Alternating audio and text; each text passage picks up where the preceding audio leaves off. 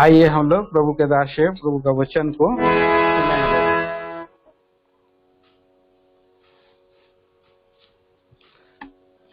Yes, uncle. Yeah. I greet you all in the precious name of our Lord and Savior Jesus Christ. प्रभु यीशु मसीह के नाम में आप सबों को मेरा हार्दिक अभिनंदन करता हूँ। For some time we will meditate from the book of Ephesians. और कुछ समय हम इफिसियों के पत्री को हम लोग ध्यान मनन करेंगे। Today we are going to meditate from chapter 1, first 14 verses. आज हम इफिसी पहला अध्याय 1 से 14 पद तक हम ध्यान करेंगे। Yeah. So you please read, brother. Yes uncle. आइए हम लोग बारी बारी से पढ़ेंगे। मैं एक पढ़ रहा हूँ, उधर से डाडल भैया आप एक, इस तरह से हम लोग एक दूसरी बारी बारी से पढ़ेंगे। कोई एक खोल सकते हैं, डाडल भैया खोलिए। पौलुस की ओर से जो परमेश्वर की इच्छा से यीशु मसीह का प्रेरित है, उन पवित्र और मसीह यीशु में विश्वासी लोगों के नाम जो इफिसुस में हैं, हमारे पिता परमेश्वर और प्रभु यीशु मसीह की ओर से तुम्हें अनुग्रह शांति मिलती रहे।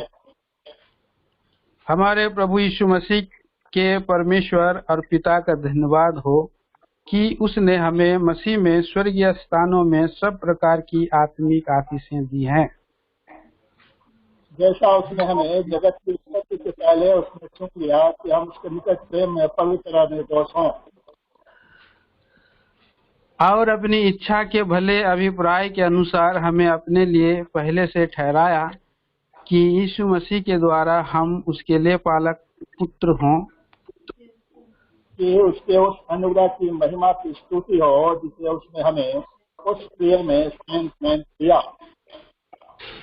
हमको उसमें उसके लहू के द्वारा छुटकारा अर्थात अपराधों की क्षमा उसके उस अनुग्रह के धन के अनुसार मिला है, जिसे उसने सारे ज्ञान और समझ सहित हम पर बहुतायत से किया। वर्ष 9, क्योंकि उसने अपनी इच्छा का भेद उस भले अभिप्राय के अनुसार हमें बताया जिसे उसने अपने आप में ठान लिया था, समयों के पूरे होने का ऐसा प्रबंध हो कि जो कुछ स्वर्ग में है और जो कुछ पृथ्वी पर है सब कुछ वह मसीह में एकत्रित करे। उसी में जिसमें हम भी उसी की मनसा से जो अपनी इच्छा के मत के अनुसार सब कुछ करता है पहले से ठहराए जाकर मीरास बने।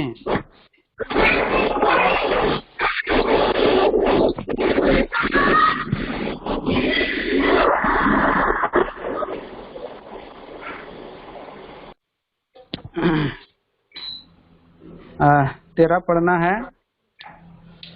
और उसी में तुम पर भी जब तुमने सत्य का वचन सुना तो जो हमारे उद्धार का सुसमाचार है जो उद्धार का सुसमाचार है जिस पर तुमने विश्वास किया, प्रतिज्ञा किए हुए आत्मा की छाप लगी।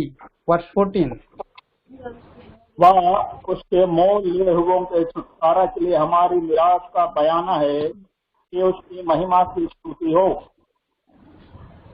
Shall we pray? आइए प्रार्थना करेंगे। Our most gracious and merciful God,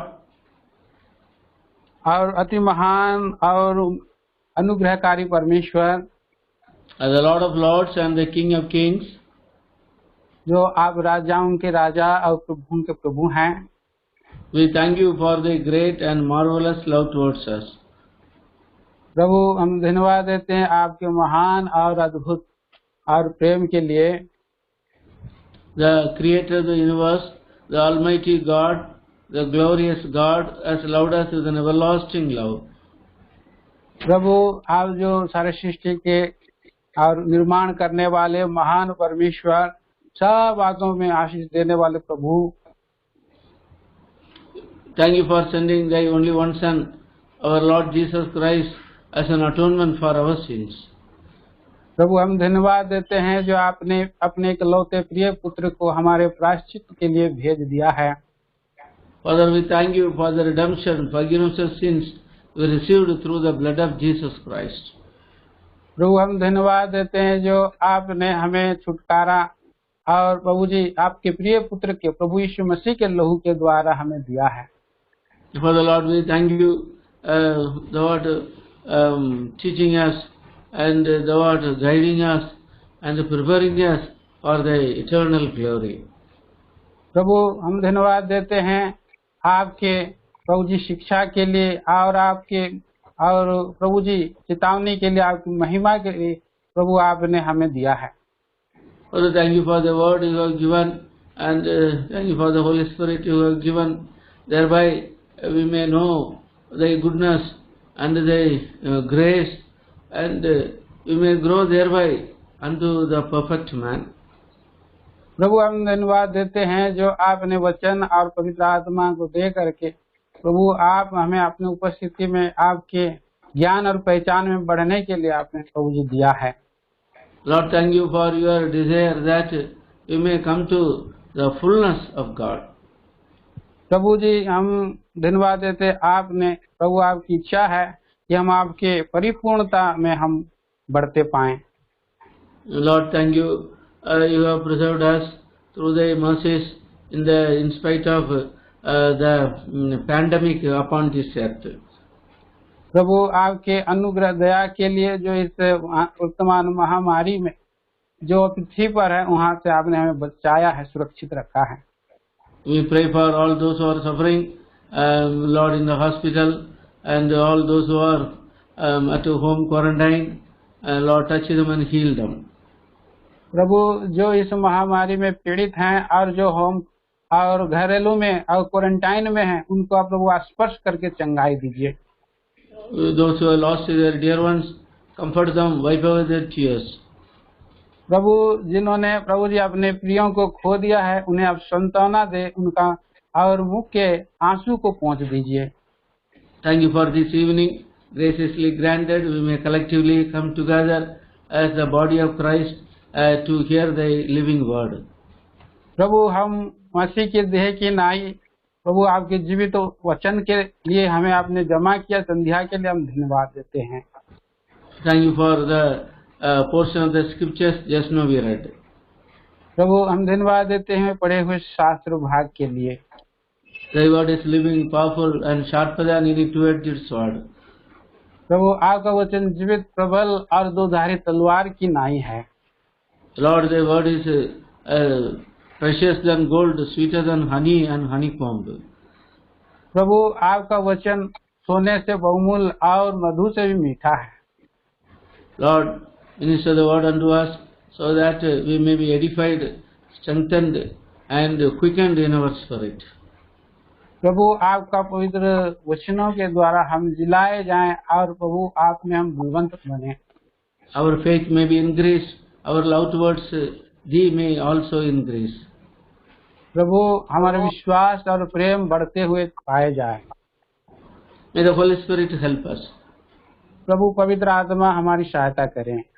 Every seen, unseen works of the enemy by faith we rebuke and bind in your name. प्रभु अंधकार की देखी अनदेखी समझ शक्तियों को प्रभु मसीह यीशु के नाम में बांध देते, आपके चरणों के पास लाते हैं। In Jesus' precious name we pray. प्रभु यीशु मसीह के नाम में मांगते हैं। So today we are going to study from first chapter of Ephesians, first 14 verses. आज के दिन हम इफिसियों की पत्री पहला अध्याय के 1 से 14 पद तक हम पढ़े हैं, ध्यान करेंगे। This epistle, it was written by Apostle Paul.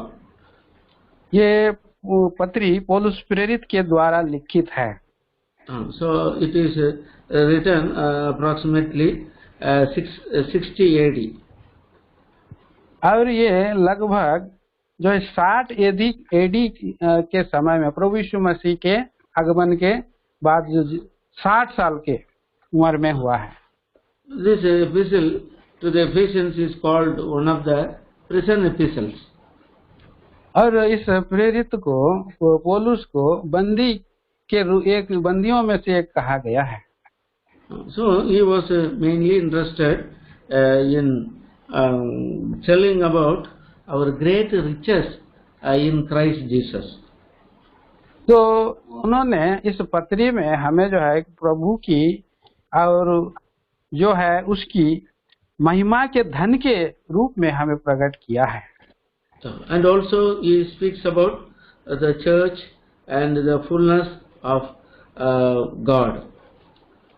तो और प्रभु जो है और उन्होंने जो है कि मंडली और उसके बारे में लिखा गया है। So let us read verse 1. Paul, an apostle of Jesus Christ, by the will of God, to the saints which are at Ephesus, to the faithful in Christ Jesus.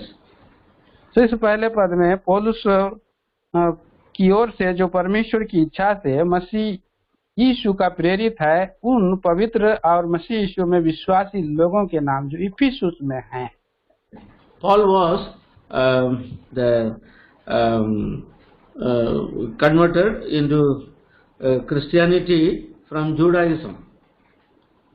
पौलुस जो है और यहूदा गोत्र से जो है यहूदी से और मसीह यीशु में परिवर्तित व्यक्ति है। He was a persecutor of the church. He was called as the injurious person. और वो जो है वो कलीसिया को सताने वाला, उसकी हानि करने वाला व्यक्ति है। So he is called as Saul of Tarsus. और उसे तरशीस का साउल कहा गया, लिखा है। Acts of Apostles chapter 8.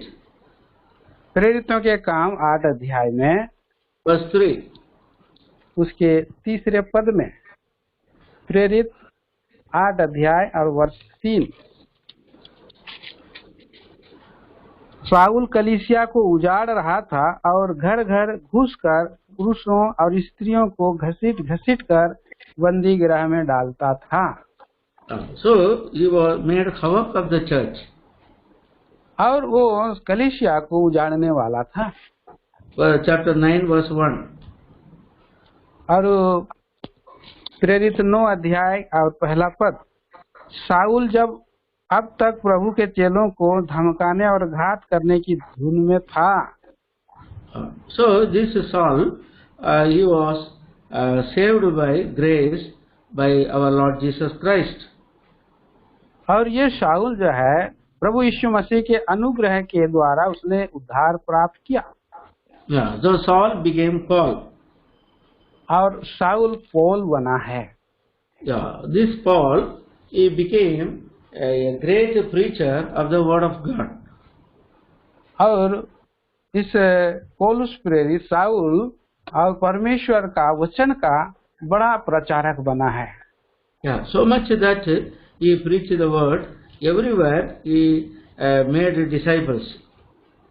न केवल उसने वचन का बड़ा प्रचार किया, परंतु जहाँ कहीं भी उन्होंने जो है चेलों को भी उन्होंने बनाए हैं। At one particular time that he preached the word of God as in Ephesus. और एक नियुक्त समय में इफिसियों को उन्होंने पत्री में लिखा है। Ephesus is a idolatry place. इफिसी जो है एक व्यभिचारियों का जगह है। Full of idols they worship. और यहाँ पर पूरा जो मूर्ति पूजकों का स्थान है ये। There was a man called Demetrius. He made silversmith of the shrines of Diana and brought much gain to the craftsmen. और यहाँ पर एक देमेत्रियस बोल करके एक व्यक्ति है जो डायना बोल के एक बड़ा जो है मूर्तियों को बना करके उसने लाभ कमाया था। That we read in Acts of Apostles chapter 19. और इसके बारे में प्रेरितों के काम 19 अध्याय में हम देखते हैं। Such a terrible idol worship place, Paul could establish the church. और ये इतना बड़ा भयंकर मूर्ति पूजक स्थान को और पौलुस प्रेरित के द्वारा यहाँ मंडली खड़ी हो सका है। So God used him mightily to save people even in the land of idol worship. और प्रभु ने अद्भुत रीति से और मूर्ति पूजकों के स्थान में काम किया है. So the people of idol worship, they have become the saints. और ये जो मूर्ति पूजक वाले लोग और ये संत बन गए हैं, विश्वासी बन गए हैं. Yeah, saints. He says saints. वहाँ कहता है पवित्र जन. Chapter Ephesians 1:1 he says, to the saints which are at Ephesus. और वहाँ इफिसी 1:1 में लिखा है उन पवित्र और विश्वासी लोगों के नाम बोलता है. So in this world, saint means those who are living holy, those who are doing miracles, they will be called as saints. तो इस संसार में जो संत जो होते हैं वो अद्भुत काम और पवित्र जीवन बिताने वाले होते हैं. So, but when our sins are forgiven and we are made as a saint by our Lord Jesus Christ, जब हमारे पाप क्षमा किए गए तो हम प्रभु यीशु मसीह के द्वारा हम संत बन गए हैं. saint means the saved sinner is called saint. संत का मतलब है जो पापियों का उद्धार किया गया लोगों को संत कहा गया है. When our sins are forgiven, we are called as a saint. जब हमारे पाप क्षमा किए गए तो हम संत कहलाए हैं. Yeah, Paul when he writes to Philippians also, he says to all the saints which are in Philippi. और फिलिपियों के पत्री को भी लिखते समय पौलुस प्रेरित लिखते हैं वो और संतों को जो फिलिपियों की कलीसिया में रहते हैं. Then in Colossians chapter 1:2 also he says to the saints and your faithful brethren in Christ which are at Colossae. और कुलुसियों के पत्री को भी वहाँ लिखता है मसीह में उन पवित्र विश्वासी पहला अध्याय 2 पद में उन विश्वासी भाइयों के नाम जो कुलुस्य में रहते हैं. So God has made us saints. That means by forgiving our sins, and we are all made as saints. तो इस तरह से जो उद्धार पाए हुए हैं जिन्हें पापों की क्षमा मिल गई है वे लोग जो है कि संत ठहराए गए. So idol worshippers, wicked people, sinners, by confessing their sins to Jesus Christ, and they are made as saints. तो जो और मूर्ति पूजक दुष्ट पापी लोग अपने पापों से पश्चाताप करके मसीह को ग्रहण करें और संत बन गए. Who are we? कौन है वो? We are saints. हम हैं वो संत. Our sins are forgiven. हमारे पाप क्षमा किए गए हैं. Our sins, though it was like red like scarlet, by the precious blood of Jesus Christ, our sins are washed away. जबकि हमारे पाप लाल और अर्गवनी रंग के थे तो भी मसीह के लहू के द्वारा धोए जा करके और शुद्ध बने हैं. See chapter 1 of 1 John. आइए हम लोग यूहन्ना के पहले पत्री verse 7. उसके पहले अध्याय के 7 पद में पढ़ते हैं.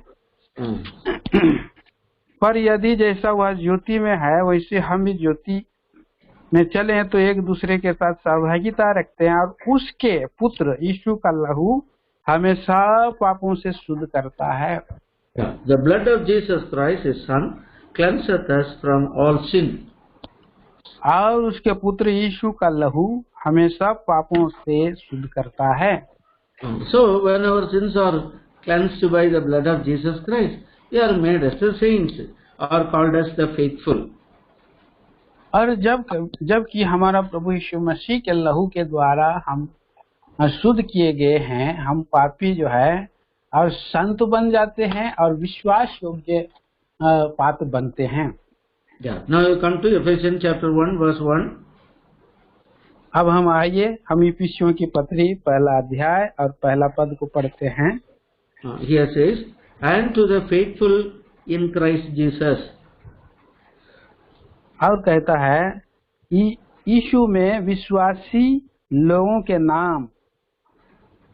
So first he says to the saints, and again he says the faithful in Christ Jesus. और पहला वो कहते हैं पवित्र जन, और दूसरा जो यीशु में विश्वासी लोग कहते हैं। So then, the day when we put our faith in Jesus Christ, that he is a Son of God who died for our sins, we are made as faithful. और जिस दिन हम प्रभु यीशु मसीह को अपना मुक्तिदाता के रूप में ग्रहण करते हैं, उसको विश्वास करते हैं, उद्धार पाते हैं, हम विश्वासी लोग बन जाते हैं। So now you see verse 2 and 3, verse 2. आइए हम देखेंगे दूसरे पद को।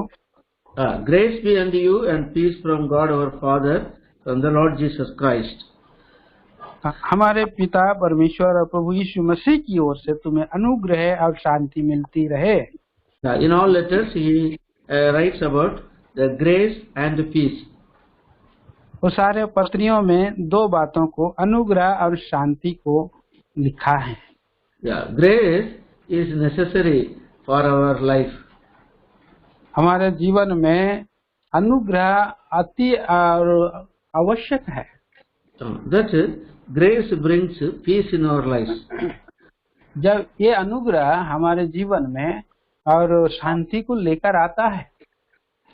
Jesus Christ, he gives us a peace which passes all understanding. और प्रभु यीशु मसीह अनुग्रह से हमें सब समझ देते हैं। See, Jesus Christ said in 14:27 John's Gospel, "My peace I leave unto you, not as the world giveth."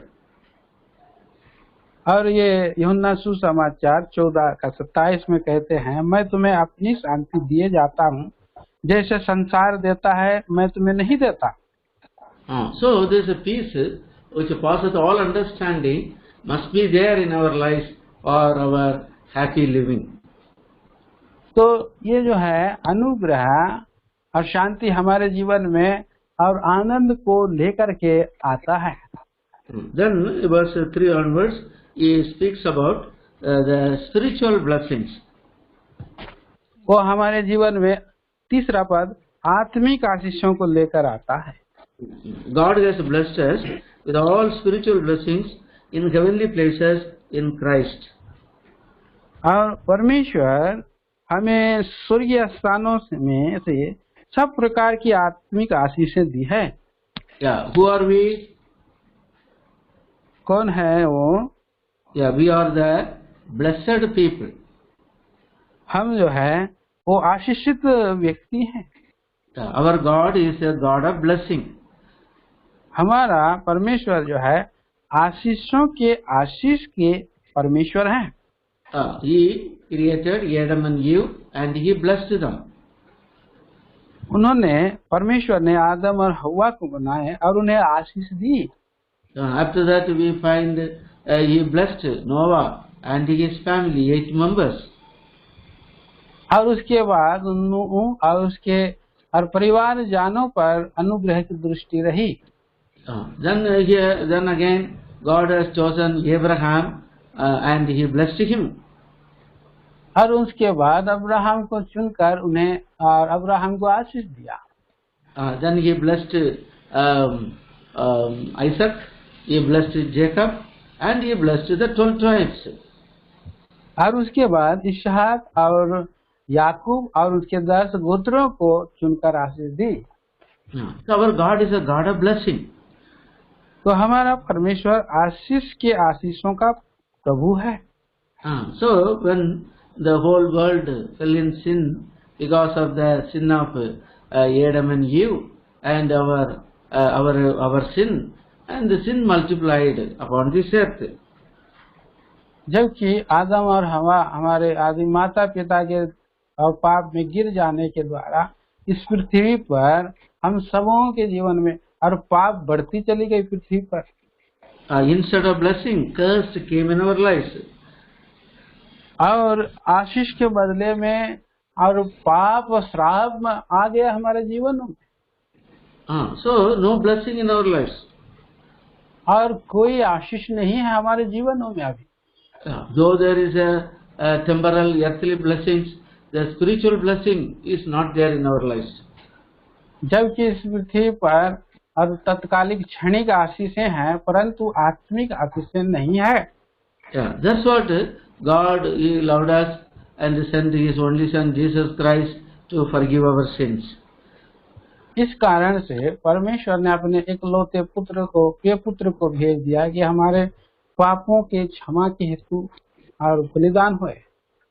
Who is a blessed man? और कौन है वो धन्य व्यक्ति? Yeah, whose sins are forgiven is a blessed man. जिसके पापों की क्षमा हो गई है वो व्यक्ति धन्य है। Psalm 32, भजन संहिता 32 अध्याय 1 and 2. पहला और दूसरा पद। भजन संहिता 32 का पहला दूसरा। क्या ही धन्य है वह है जिसका अपराध क्षमा किया गया और जिसका पाप ढांपा गया हो। क्या ही धन्य है वह मनुष्य जिसके अधर्म का यहोवा लेखा ना ले और जिसकी आत्मा में कपट ना हो। Yeah. The writer of this psalm is King David. लिखने वाला लेखक यहाँ राजा दाऊद है। He was a great king and he was a victorious king. He was a wealthy king. वो धनढ़ राजा, विजय राजा और विजेता और महान राजा है। He didn't say one who has earthly blessing is a blessed man. और वो नहीं कह रहा है कि इस पृथ्वी पर की आशीषों वाला व्यक्ति धन्य है। He says whose transgression is forgiven, whose sin is covered is a blessed man. वो कह रहा है धन्य है वह जिसका अपराध क्षमा किया गया है, जिसका पाप ढांपा गया है। So forgiveness of sin is the greatest of all blessings. तो ये जो है पापों की क्षमा संसार के सारे और बातों में धन्य है। If sin is not forgiven, the person will be judged and cast into the lake of fire. अगर पापों की क्षमा नहीं हुआ है तो वह व्यक्ति और आग के झील में डाला जाएगा। So he cannot escape hellfire because his sins remain in him. उसे नरक दंड से कोई बचाव नहीं हो सकता है क्योंकि उसके पाप ही उसको ले जाएंगे। So it is appointed everyone to die, then there is judgment. तो ये बात जो है कि ठहराया गया है कि और हरेक को उस न्याय के सिंहासन के सामने में आना होगा। See Romans 6:23 says the wages of sin is death, but the gift of God is eternal life through Jesus Christ our Lord. आइए देखते हैं रोमियो की पत्री 6 अध्याय का 23 पद में लिखा है कि पाप की मजदूरी तो मृत्यु है, परंतु परमेश्वर का वरदान हमारे प्रभु मसीह यीशु में अनंत जीवन है। Yeah, through Jesus Christ we receive eternal life. प्रभु यीशु मसीह के द्वारा हम अनंत जीवन को प्राप्त करते हैं। So when our sins are forgiven, we receive eternal life. इसलिए हम हमारे पापों की क्षमा को प्राप्त करके और अनंत जीवन को प्राप्त करते हैं। Hebrew 9:27. इब्रानियों की पत्री 9 अध्याय 27 पद। इब्रानियों की पत्री 9 अध्याय 27। और जैसे मनुष्यों के लिए एक बार मरना और उसके बाद न्याय का होना नियुक्त है। Once to die, but after that judgment. एक बार मरना है और उसके बाद न्याय होना नियुक्त है। That's what God out of His mercy He sent Jesus Christ to forgive our sins. तो हम देखते हैं कि प्रभु यीशु मसीह की दया के द्वारा हमारे पापों की क्षमा हो गई है। Is your sin forgiven? क्या आपके पाप क्षमा हो गए हैं? Have you confessed your sins to Jesus Christ? क्या आप प्रभु यीशु मसीह के सामने अपने पापों का अंगीकार कर लिया है? Then you are a blessed person. तब आप आशीषित व्यक्ति हैं। If your sins are forgiven, you are a blessed person. अगर आपके पाप क्षमा हो गए हैं, क्षमा किए गए हैं, तो आप धन्य हैं। When you die in this world, you will go to heaven. अगर आप इस पृथ्वी पर मर जाते हैं तो आप स्वर्ग को चले जाते हैं। If your sins are not forgiven, अगर आपके पाप क्षमा नहीं हुए तो you will meet judgment and you will be condemned to cast into the lake of fire. और आपको न्याय आसन में खड़ा होकर के आप पर दंड की आज्ञा होगा और आप अनंत काल के नरक में जाएंगे। That person is not a blessed man. और वो व्यक्ति अधन्य व्यक्ति नहीं है। That's what Jesus Christ says in Matthew's Gospel 16 verse 26. और इसलिए प्रभु यीशु मसीह ने और मत्ती रचित सुसमाचार 16 अध्याय में कहा है 26 में, मत्ती सुसमाचार 16 का 26।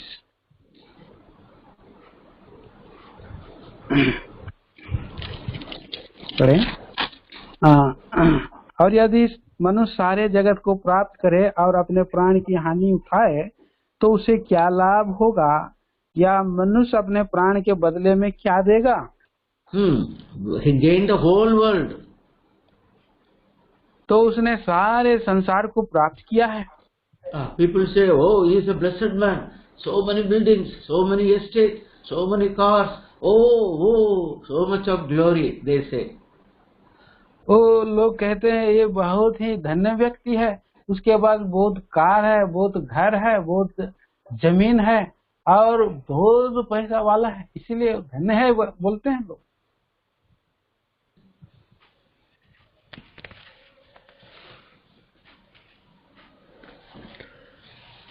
What is the use of such a things? अब ये जो है प्राप्त किया धन्य क्या है? Whole world he gained, but he lose his own soul. उसने सारे जगत को प्राप्त किया परंतु अपना प्राण की हानि उठाई है। That's what we are called as a blessed people. God has blessed us with all spiritual blessings in heavenly places. और इसलिए हम जो है कि हम आशीषित व्यक्ति कहे जाते हैं और परमेश्वर ने हमें स्वर्गीय स्थानों में से आशीषित किया है। Though we may not have things of this earth, but we are the blessed people in the sight of God. जबकि इस पृथ्वी पर की वस्तु हमारे पास नहीं है, तो भी हम परमेश्वर के द्वारा और धन्य व्यक्ति कहलाए जाते हैं। So why? Because God has first thing. Ephesians chapter 1 verse 4. According He has chosen us in Him before the foundation of the world. तो इसलिए क्या हम देखते हैं 4 पद में कि उसने हमें जगत की उत्पत्ति से पहले उसमें चुन लिया है, क्या उसके निकट प्रेम में पवित्र निर्दोष हो। The first spiritual blessing is God has chosen us. और पहला आत्मिक आशीष क्या है? परमेश्वर ने हमें चुन लिया है। No merit in us and no goodness in us, but yet God has chosen us. हमारी कोई योग्यता नहीं और न ही भलाई है, तो भी परमेश्वर ने हमें चुन लिया है। 1 Corinthians chapter 1 verse 27 and 28. पहला कुरिन्थी और उसके पहला अध्याय और 26 और 27 पद में हम पढ़ते हैं।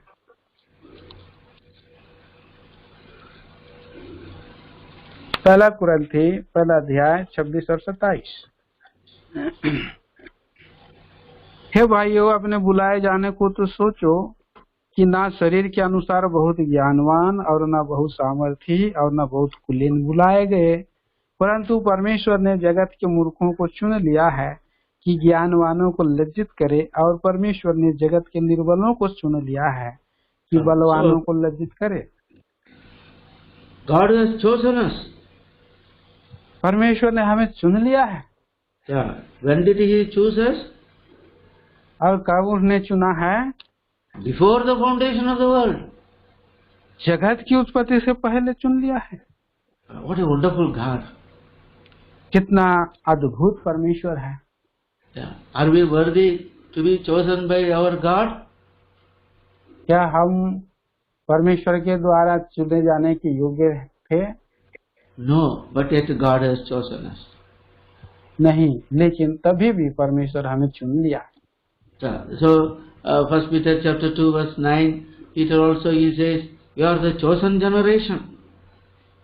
हम पहला पत्रस दूसरा अध्याय के 9 पद में हम पढ़ते हैं कि हम चुना हुआ वंश के लोग हैं। God has chosen the Israelites in Abraham, and now God has chosen we Gentiles in Jesus Christ. परमेश्वर ने इस्राएली और लोगों को और यहूदी लोगों को चुन लिया, लेकिन इस और संसार में अभी हमें जो है कि अन्य जातियों को चुन लिया है। We are the chosen people. हम जो चुने हुए लोग हैं। Why did God choose us? For what reason? किस कारण से परमेश्वर ने चुना है? That we should be holy without a blame before Him in love. चुन लेने का कारण कि हम उसके निकट प्रेम में पवित्र और निर्दोष हों। Wonderful God. आश्चर्यकारी परमेश्वर।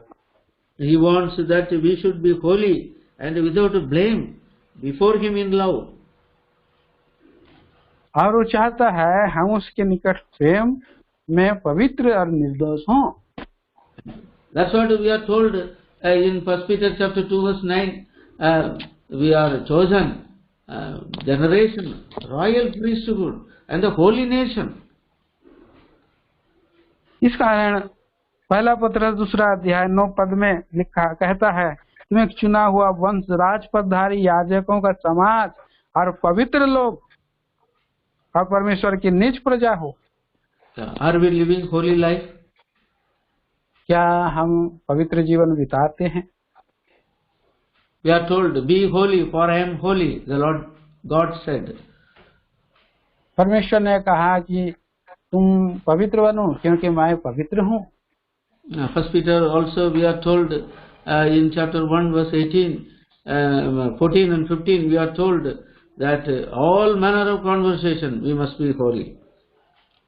पहला पत्रस उसके और 18-19 पद में वहाँ पर इसलिए कहता है क्योंकि और लिखा है कि क्योंकि तुम पवित्र बनो क्योंकि मैं पवित्र हूँ, और कहता है क्योंकि तुम जानते हो कि तुम्हारा चाल चलन जो बाप दादों से चला आता है उससे तुम्हारा छुटकारा नहीं हुआ। Yeah. Then secondly, Ephesians chapter 2 1 verse 5, having predestinated unto us the adoption of children by Jesus Christ.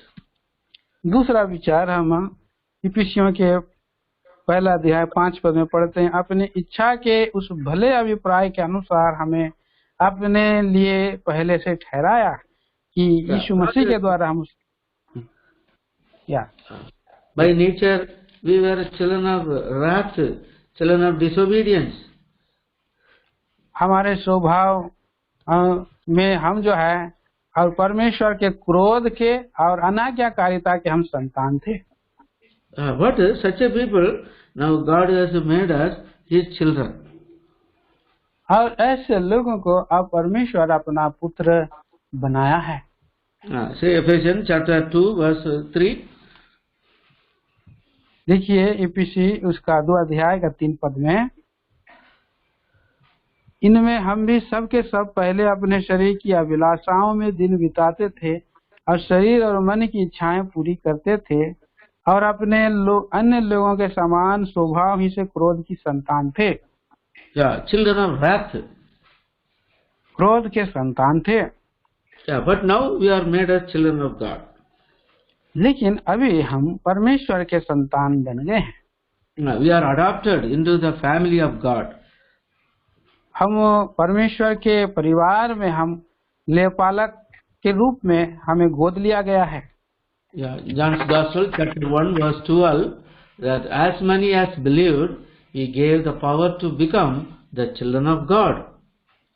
और यूहन्ना सुसमाचार पहला अध्याय के 12 पद में जितनों ने उसको ग्रहण किया यीशु मसीह को, उन्हें परमेश्वर का संतान होने का अधिकार दिया है।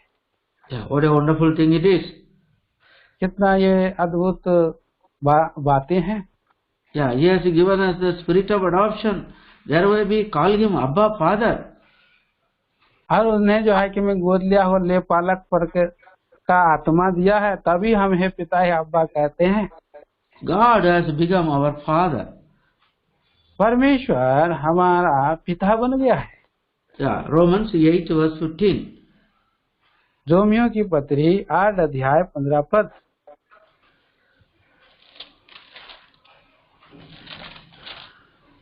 रोमी 8 अध्याय 15 पद।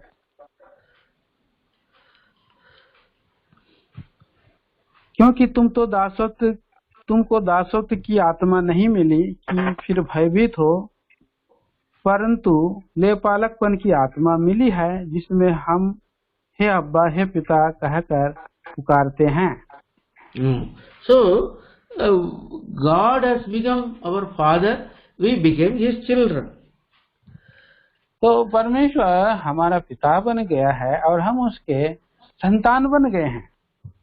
See in Romans again he gives a further blessing that if sons, then we are heirs, then joint heirs with Christ Jesus. और इस बात को हम आगे इस अध्याय में पढ़ते हैं कि यदि हम संतान हैं तो वारिस भी हैं और परमेश्वर के वारिस और मसीह के संगी वारिस हैं। Verse 17 पद में, और यदि हम संतान हैं तो वारिस भी हैं, वरन परमेश्वर के वारिस और मसीह के संगी वारिस हैं, कि जब हम उसके साथ दुख उठाएं तो उसके साथ महिमा भी पाएं।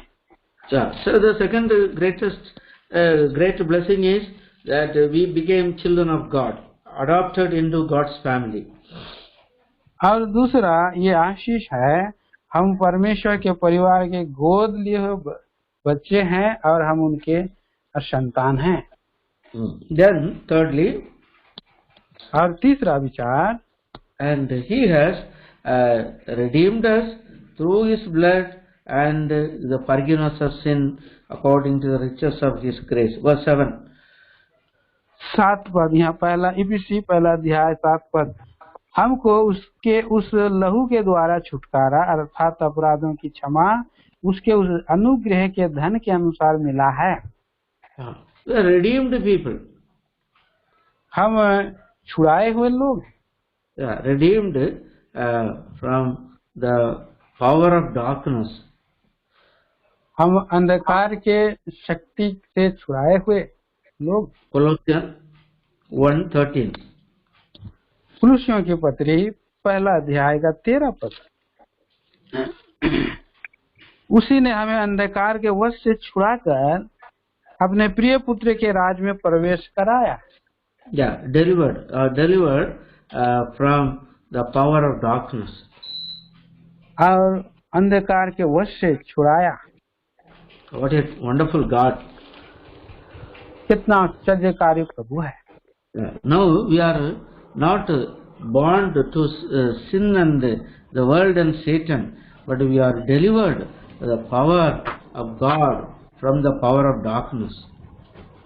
हम पाप और शैतान और अंधकार के वश में बंधन में नहीं हैं, हम परमेश्वर के द्वारा छुड़ाए हुए लोग हैं। He has given us forgiveness of sins.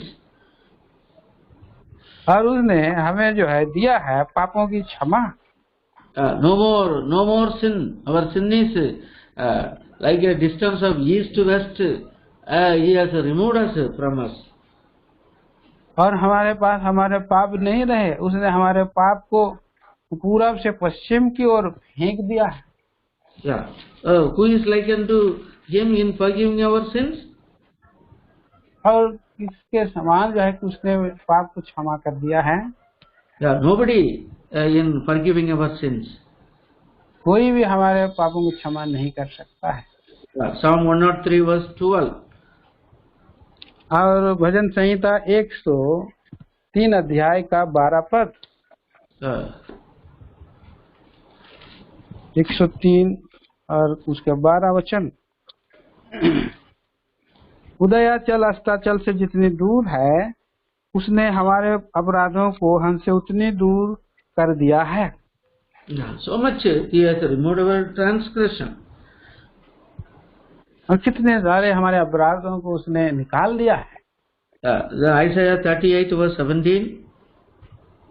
और यशायाह 38 अध्याय और उसका 17 पद, He cast our sins behind his back. उसने हमारे पापों को पीठ के पीछे फेंक दिया है। Then Isaiah 43 verse 25. और यशायाह उसका 43 का और 22 पद में पढ़ते हैं।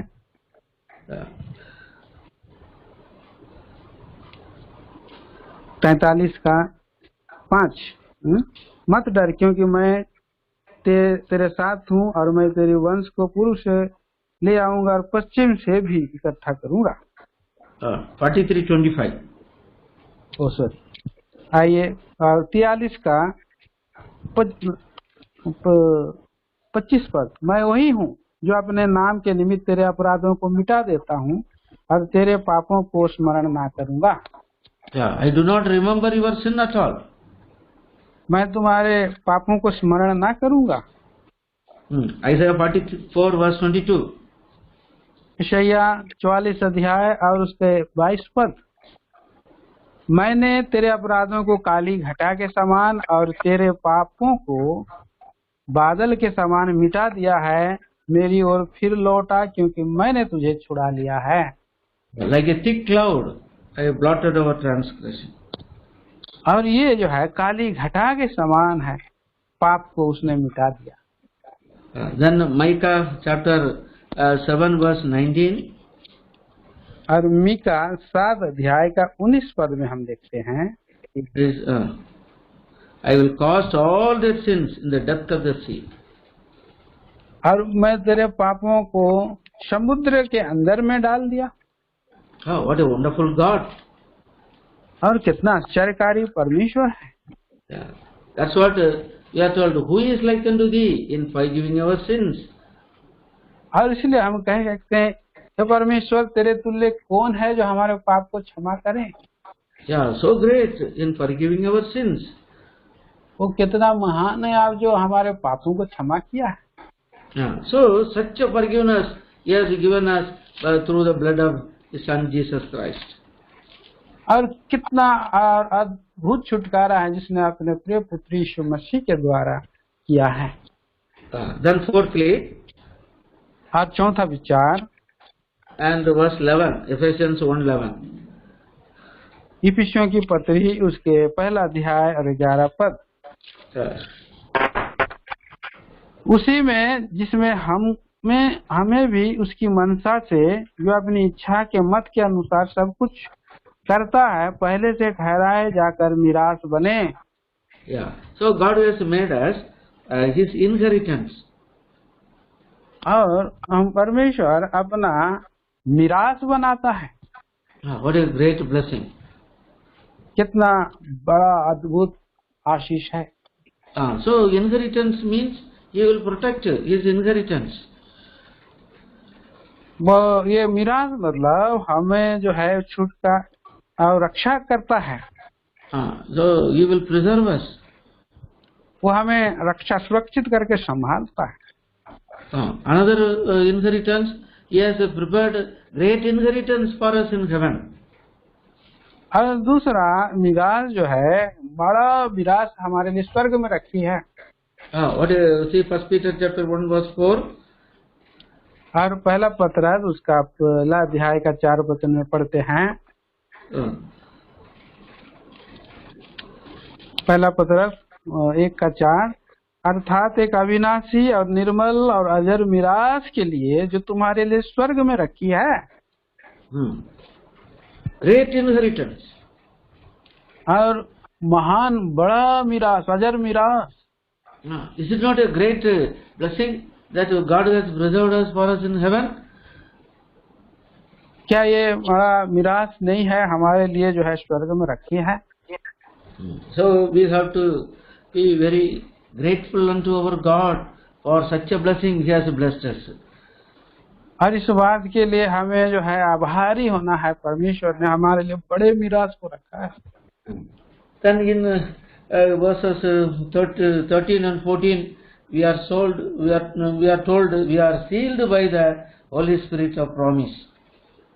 और उसके बाद हम 13 और 14 वचन में देखते हैं, पवित्र आत्मा के द्वारा परमेश्वर ने हम पर छाप लगाई। Yeah, Jesus Christ came, died for our sins, and he has gone to be with the Father, and he is preparing mansions for us. तो इस तरह से प्रभु यीशु मसीह आकर के हमारे पापों के लिए दुख उठाया, प्रायश्चित किया और मर गए, और वो परमेश्वर के पास चले गए कि हमारे लिए वहाँ पर विनती करें। Yeah. So Jesus Christ, he told, I will go and send the Holy Spirit. He will be with you always, ever abiding Spirit. और प्रभु यीशु मसीह ने कहा, मैं इस जा रहा हूँ और मैं जाऊंगा और तुम्हारे लिए और पवित्र आत्मा को भेजूंगा जो तुम्हारे संग में रहेगा और तुम्हारे साथ रहेगा, सदा के लिए तुम्हारे साथ रहेगा। He is the comforter. वो संतावना देता है। He is ever abiding Spirit in our lives. वो सदा सर्वदा हमारे संग रहने वाला है। See, chapter 14, John's Gospel. देखेंगे हम यूहन्ना 14 अध्याय में verse 16. उसके 16 पद में, मैं पिता से विनती करूंगा, वह तुम्हें एक और सहायक देगा कि वह सर्वदा तुम्हारे साथ रहे। The third person in the Trinity, God the Holy Spirit, he came in our lives and he indwells in us. तो त्रिएकत्व में तीसरा व्यक्तित्व और परमेश्वरत्व है जो वो पृथ्वी पर आकर हमारे हृदयों में वास करने के लिए, रहने के लिए आया है। We became the temple of the living God. और हम परमेश्वर के, जीवित परमेश्वर के मंदिर बन गए हैं। God dwells in us. परमेश्वर हमारे अंदर में रहते हैं। Blessed people we are. हम आशीषित लोग हैं। See 1 Corinthians chapter 6 verse 19. देखते हैं 1 कुरिन्थी 6 अध्याय का 19 पद। 1 कुरिन्थी 6 अध्याय 19, क्या तुम नहीं जानते हो कि तुम्हारी देह पवित्र आत्मा का मंदिर है जो तुम में बसा हुआ है और तुम्हें परमेश्वर की ओर से मिला है और तुम अपने नहीं हो। Then 1 Corinthians 3 verse 16. और उसके बाद 1 कुरिन्थी 3 अध्याय और 16 पद, क्या तुम नहीं जानते कि तुम परमेश्वर का मंदिर हो और परमेश्वर का आत्मा तुम में वास करता है। So God made us the temple of the living God. तो परमेश्वर हमें अपना पवित्र मंदिर बनाता है। So it's a great blessing. The Comforter, the Holy Spirit, he dwells in us. और ये इतना बड़ा आशीष है, वो हमारे संतावना दाता है और हमारे संग, हमारे मध्य में वो रहता है। So we are sealed by the Holy Spirit. और हम पवित्र आत्मा के द्वारा हमें छाप लगी है। Seal speaks about that we belong to God. He is the owner. और ये छाप है, ये बतलाता है हम उसके हैं, उसके हो गए हैं, इसलिए हमें छाप लगा दिया गया है, वो हमारा मालिक है। Verse 14 says, He is the earnest of our inheritance. वो 14 पद में कहता है वो हमारे मिरास का बयाना है। So for the great inheritance, the Holy Spirit is a token or is an earnest person. तो ये एक बड़ा आशीष है कि वो हमारा मालिकाना के रूप में, एक टोकन के रूप में मिरास में बयाना दिया है। These are spiritual blessings. ये हमारे आत्मिक आशीष है। You cannot earn when we go to America or when we go to Africa or Japan, China, anywhere else you go, you cannot earn these spiritual blessings. तो ये आत्मिक आशीष से आप कहीं भी जाएं, वो ना खत्म होने वाली, ना रह जाने वाली, कहीं भी जाए, अमेरिका जाए, ब्रिटेन जाए, जापान जाए, कहीं भी जाए, ये नहीं खत्म हो जाएगी। How much studies you study, you cannot earn this blessing. कितनी सारी आप पढ़ाई भी करें तो भी इसका ये आशीषें जो है और ना खत्म ना होने वाली है। You must come to the cross. और हमें क्रूस के पास आना है। There your sins will be forgiven. There God will bless you with all these blessings. वहाँ आपके पाप क्षमा हो जाएंगे और वहीं क्रूस के नीचे में आपको आशीषें प्राप्त होगी। We are blessed people. God has blessed us in heavenly places in Christ Jesus. हम आशीषित लोग हैं जो हमें, और प्रभु ने हमें आशीष के लिए चुन लिया है। Shall we pray? आइए प्रार्थना करें। Our living loving Father, हमारे जीवित और प्रेमी परमेश्वर, thank you for all the spiritual blessings you have blessed us in heavenly places in Christ Jesus. आपके सारे आशीषों के लिए जो आपने हमें आत्मिक स्वर्गीय स्थानों से दिया है। We are sinners, but you have made us saints, and you have blessed us with all blessings in heavenly places. हम पापी थे, परंतु आपने हमें छुड़ाया है और पापों की क्षमा दी और सब आशीषें आपने स्वर्गीय स्थानों की दी है। Thank you for Lord Jesus Christ, the only Son, came to this earth, willingly suffered and died for our sins on the cross of Calvary. प्रभु जी, हम धन्यवाद देते हैं आपके प्रिय पुत्र के लिए जो हमारे लिए दुख उठाया और हमारे पापों की क्षमा के हेतु कलवरी की क्रूस पर मर गया कि हम उसके द्वारा जीवित आशीष प्राप्त करें। Thank you, you are raised him on the third day for our justification. प्रभु, हम धन्यवाद देते हैं आप तीसरे दिन जी उठकर और हमारे लिए धार्मिकता बने हैं। Help us to rejoice in these spiritual blessings and may live your life which is acceptable unto thee. प्रभु, आप हमारी सहायता करें आपके योग्य पवित्र जीवन बिताने में, आपके ग्रहण योग्य जीवन बिता सके और आनंदित हो सके। Work in our lives. प्रभु, हमारे जीवनों में आप कार्य करें। Prepare us for the coming. तो मुझे आपके आगमन तक के लिए हमें तैयार करें। Pray with thanksgiving the precious and the matchless name of our Lord and Savior Jesus Christ. इस प्रार्थना को हमारे प्रेमी उद्धारकर्ता पर मसीह यीशु के नाम में मांगते हैं। Amen. आमीन।